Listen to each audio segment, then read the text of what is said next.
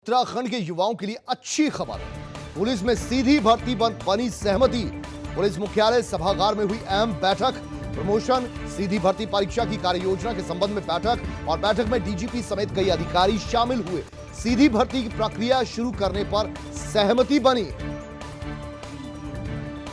तो पुलिस मुख्यालय में यह बैठक हुई। प्रमोशन, सीधी भर्ती परीक्षा के संबंध में दरअसल ये बैठक थी और इस बैठक में डीजीपी भी शामिल हुए, कई आला स्तर के अधिकारी भी शामिल हुए।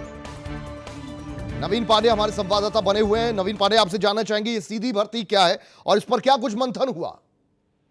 जी बिल्कुल कुलदीप, आपको बता देता हूं कि ये एक बहुत अहम बैठक हुई है, खासतौर पे यहाँ के उत्तराखंड के युवाओं के लिए जो रोजगार की तलाश में थे या पुलिस में उनकी चाह है कि वो पुलिस में कहीं ना कहीं जाएं, या पुलिस में ही जो लोग हैं वो प्रमोशन को लेकर लंबे समय से परेशान थे कि उनका प्रमोशन नहीं हो रहा है।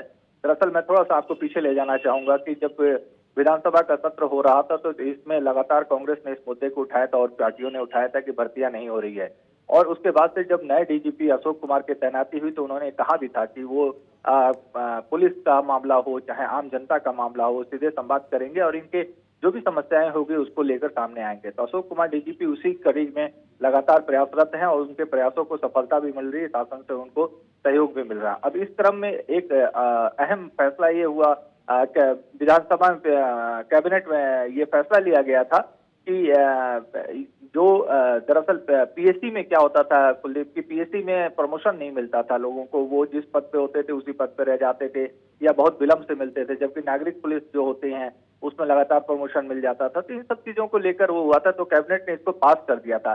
लेकिन आगे गाड़ी बढ़ाने के लिए कहीं ना कहीं डीजीपी को पहल करनी थी, तो डीजीपी ने इसी पहल के तहत खासतौर पे एक साथ, जो खास बात इसमें आज की बैठक में ये रही कि इसमें अधीनस्थ सेवा चयन आयोग के सचिव खुद आए थे और डीजीपी भी थे और नागरिक पुलिस के और भी जो लोग अधिकारी वगैरह कार्मिक के होते हैं वो सभी बैठे हुए थे, क्योंकि अधीनस्थ सेवा चयन आयोग जो है उसके तहत भी भर्तियां होनी है, कुछ प्रमोशन से होनी है, कुछ उसके। तो इसमें सहमति बनी कि अधीनस्थ सेवा चयन आयोग और जो पुलिस सब मिलके एक सीधी भर्ती करेंगे जिसमें युवाओं को, जो यहाँ के युवा पुलिस में आना चाहते हैं उनको जो है डायरेक्ट भर्ती की जाए। और संभव है कि आज शाम तक इसका नोटिफिकेशन या भी जारी कर दिया जाए और फरवरी में इस भर्ती का प्रस्ताव भी पास हो सकता है या प्रस्ताव सामने आ सकता है।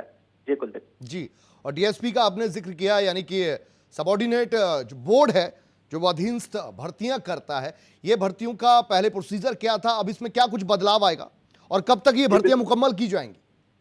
जी बिल्कुल, आपको कुलदीप बता दूं कि जो अधीनस्थ सेवा चयन आयोग है, पिछले कैबिनेट में बैठक में हुआ था कि जो पुलिस की भर्ती थी वो पुलिस की भर्ती भी अधीनस्थ सेवा चयन आयोग को दे दिया गया था। पहले पुलिस डीजीपी लेवल पे डायरेक्ट भर्तियां हो जाती थी, लेकिन ये पिछले कैबिनेट में हुआ जिसका बहुत ज्यादा विरोध किया गया। बेरोजगार जो युवा थे उन्होंने सड़क पे प्रदर्शन किया, डीजीपी कार्यालय का घेराव किया, मुख्यमंत्री के कार्यालय आवास की तरफ कूच किया, तमाम मतलब विरोध शुरू हो गया था। क्योंकि कारण यह है कि जो अधीनस्थ सेवा चयन आयोग में ऑलरेडी पहले से ही, चाहे फॉरेस्ट गार्ड को लेकर हो चाहे ये नर्सिंग को लेकर हो, ये सारी भर्तियां कई सालों से पहले से ही लटकी हुई हैं या एक तरह से कहिए जो हो गई उनका रिजल्ट नहीं आया। तो इसको लेकर उनका कहना था बेरोजगारों का कि जब इस प्रक्रिया से गुजरेंगे तो हमें पहले ही अधीनस्थ सेवा चयन आयोग की तरफ से विलंब से नौकरियां मिल रही हैं, रिजल्ट घोषित हो रहा है, तो ऐसे में हमारे लिए दिक्कत हो जाएगी और भी हमारी उम्र भी खत्म हो जाएगी, तो हम कैसे भर्ती करेंगे। तो इसलिए लिहाजा जो प्रक्रिया पहले से चली आ रही थी पुलिस की डायरेक्ट सीधी भर्ती की, डीजीपी के नेतृत्व में और नीचे कार्मिक जो होते थे उसी प्रक्रिया को अपनाया जाए। तो लिहाजा ये दोनों के बीच एक कहीं ना कहीं चूंकि कैबिनेट ने इसे पास कर दिया था, तो इसको लेकर फिर आपस में दोनों में सहमति बनी है और शासन ने इसका संभवतः आदेश भी जारी हो जाएगा। उस फरवरी में इसमें भर्तियां होंगी और डायरेक्ट भर्ती होगी जिससे बेरोजगारों को एक बहुत बड़ा लाभ मिलने की उम्मीद जताई जा रही है। चलिए, बहुत शुक्रिया।